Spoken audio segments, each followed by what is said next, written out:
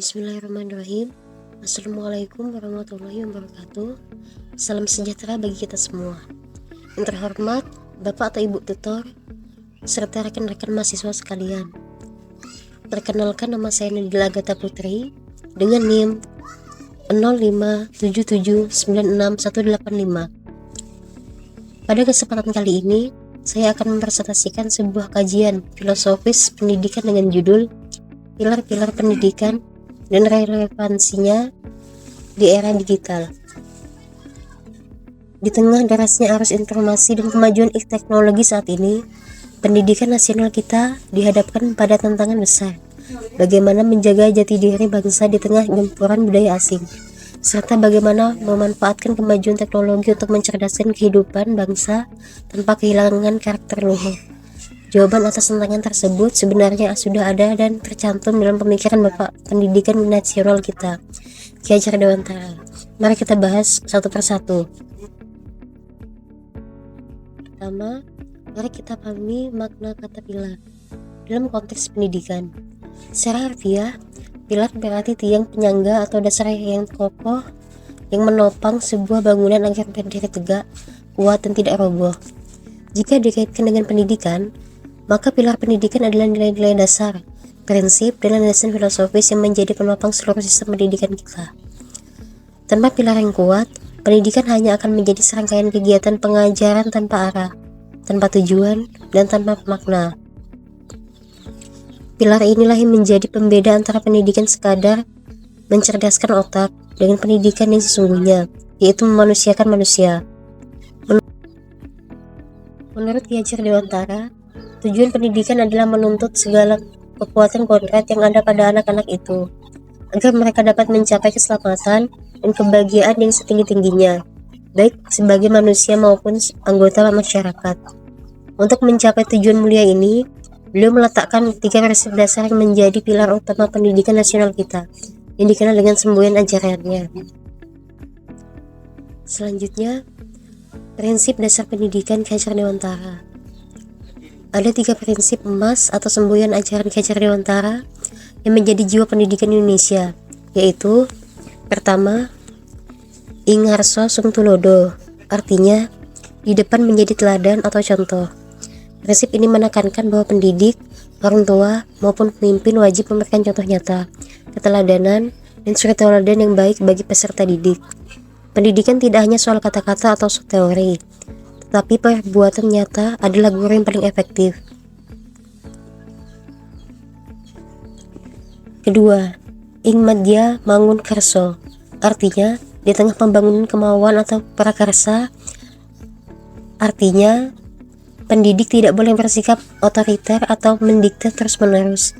Pendidik harus mampu berada di tengah-tengah peserta didik, berinteraksi, bergaul, dan berperan sebagai mitra yang membangkitkan semangat, memupuk daya kreasi, serta membangun kemauan dan inisiatif belajar dari dalam diri anak itu sendiri.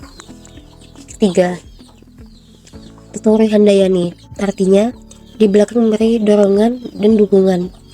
Ini adalah puncak dari tujuan pendidikan. Ketika anak sudah menemukan jalan dan kemauannya sendiri, pendidik harus mampu berdiri di belakang, memberi kepercayaan, semangat, dan dorongan agar anak berani melangkah maju, mandiri, dan mengembangkan potensinya sebebas-bebasnya, namun tetap bertanggung jawab. Ketiga prinsip ini adalah satu kesatuan yang utuh, teladan, pembangkit semangat, dan pendukung kemajuan. Kini kita masuk ke bagian analisis utama, bagaimana relevansi dan tantangan ketiga pilar tersebut di era digital saat ini. Era digital mengubah wajah pendidikan. Pembelajaran daring, akses informasi tak terbatas, media sosial, dan kecerdasan buatan adalah realitas yang kita hadapi. Pertanyaannya, apakah semboyan Ki Hajar Dewantara masih berlaku? Jawabannya sangat relevan, bahkan semakin dibutuhkan. Berikut analisisnya. 1.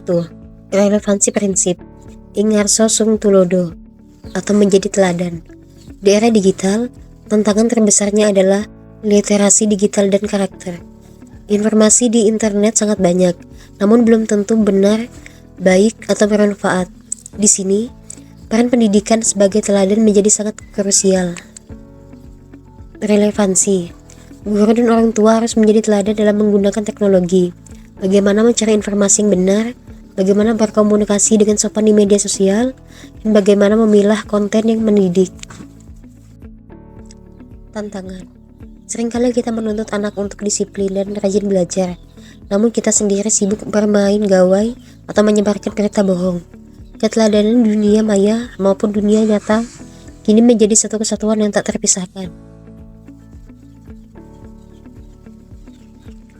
2. Relevansi prinsip. Ing madya mangun karso atau membangkitkan semangat. Dulu, guru adalah satu-satunya sumber ilmu. Sekarang, sumber ilmu ada di mana-mana. Jika cara mengajar guru masih hanya ceramah satu arah, maka anak akan lebih memilih belajar dari YouTube atau aplikasi lain yang lebih menarik. Relevansi.